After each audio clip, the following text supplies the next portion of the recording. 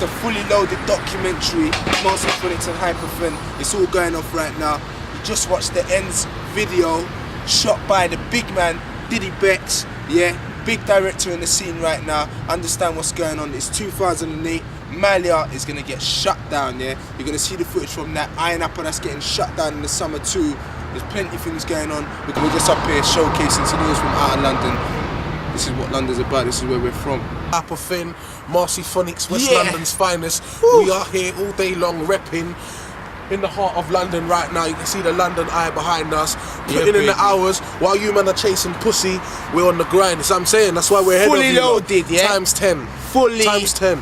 Loaded. Times 10. Fully you lot might think rare. loaded. Where's Hypa and Marcie these days? Like, we ain't seen them for a few months. We've been in the studio working real hard. You see what I'm saying? We got like 6 projects on at the same time. There's too much things going on, but we're not going to talk too much. The project that ends, the reason why it's so powerful is because it's like, it's everything that, no matter whether you're from our area, which is West London, it doesn't matter if you're from Manchester or anywhere. If where you live, you call it the end, you can relate to what we're talking about in that track. The same, yeah, basically. Now we're just basically talking about dramas and stuff, like people who just chit chat, girls who just chit chat your business, you know, like boys hating on you or whatever, or when you're trying to do something and people are trying to drag you down and that kind of stuff. These are all the sort of things that happen in your area, in your local community. So this is why the track's so powerful, because no matter where you live, you can relate to every single one of those forms that we speak about in that track. Okay. Right, well, we've been in the grime scene. The grime scene's only been going for about, say, 3-4 years. We've been in the grime scene since it started, but the reason why is because we was originally a part of the garage scene before it converted into grime. So yeah, we've been in grime, which is for about 4 years, but we've been doing our music for about 8 years. The genre of grime, a music form that we specialise in. Grime music is like a 2008 version of garage. UK garage, yeah. You look at the hip-hop scene and how it all started, the same way the hip-hop scene is the same way the grime scene is kind of working, and it's most definitely progressing, because you've got like videos on telly now, you've got MTV Bass supporting, you've got like grime DJs having mainstream shows on Kiss 100. It might be late in the night, but hey, it's still progress. So people like Tim Westwood supporting it now, playing loads of grime tracks. Certain daytime DJs on Radio 1 are supporting it, so yeah.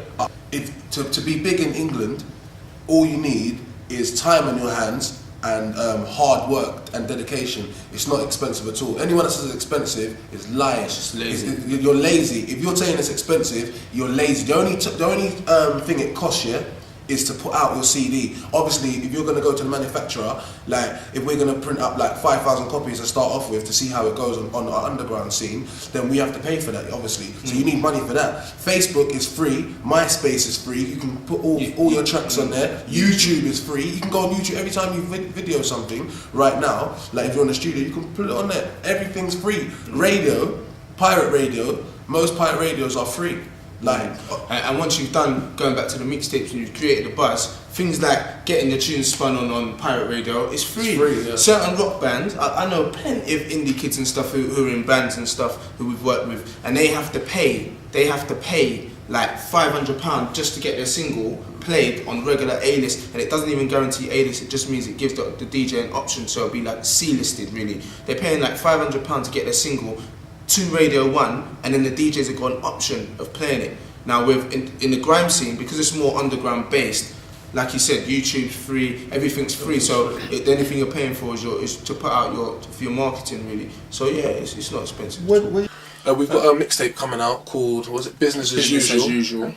It's the follow-up to the Ready for the Murkage mixtape, which came out, this came out last year. This sold well all over the country and stuff. So yeah, this is like the first mixtape. We've got a follow-up to this, which is called Business as Usual.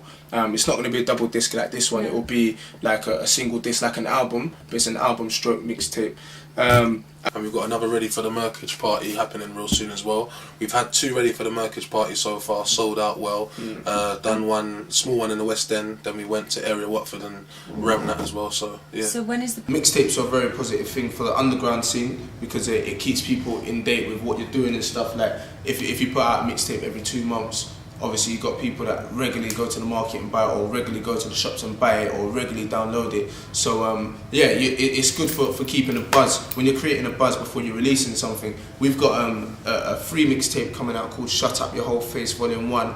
And that's basically like, it's going to be packed with freestyles. That's a mixtape. All say is watch out for Shut Up Your Whole Face. Shut up, because that's what you're going to have to do when we come out. There's about again, what, 4 or 5 volumes to that? Yeah, bruv, there's untold volumes. That'll be coming out every other month. And it's free. Download off the myspace.com/Marcie Hypa on Facebook.